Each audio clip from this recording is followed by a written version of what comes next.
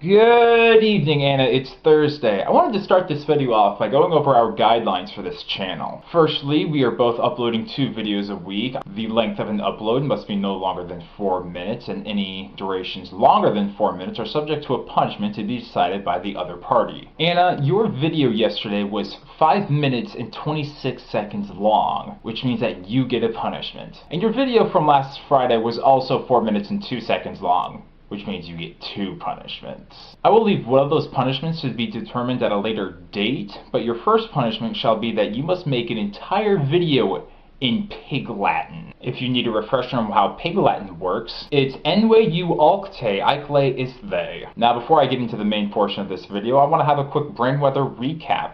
Charles? Shh. Thank you, Charles.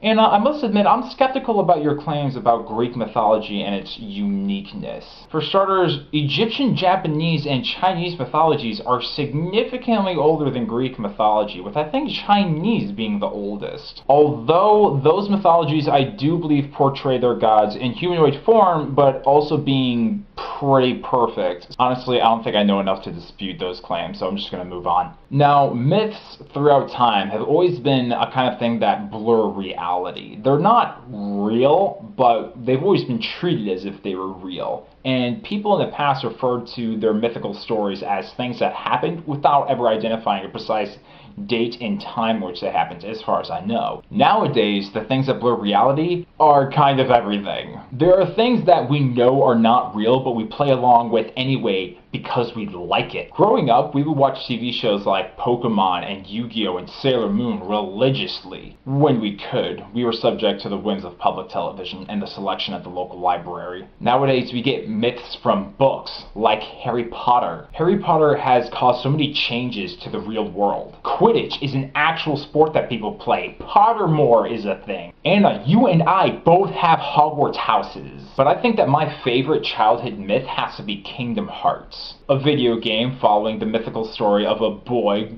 who gets cast out into this strange Disney multiverse and just tries to save his friends and stuff. In its time, I think Kingdom Hearts may have been the single greatest video game cinematic experience. In hindsight, I think playing through Kingdom Hearts was a big bonding experience for you and I. I still remember how whenever there was a cutscene, you and I would jump up and down in our seats and yell, "Movie! Movie! Movie!" We take these stories that we know aren't real, but then we make real things out of them. When we were kids, we would go into the backyard and play pretend. You remember playing pretend? You mentioned sword fighting in your bedroom in private in a past video, so I think you do. And nowadays, we watch movies like Star Wars and the Marvel Cinematic Universe, and we all can't wait to see what happens next, even though none of it's real, none of it's actually happening.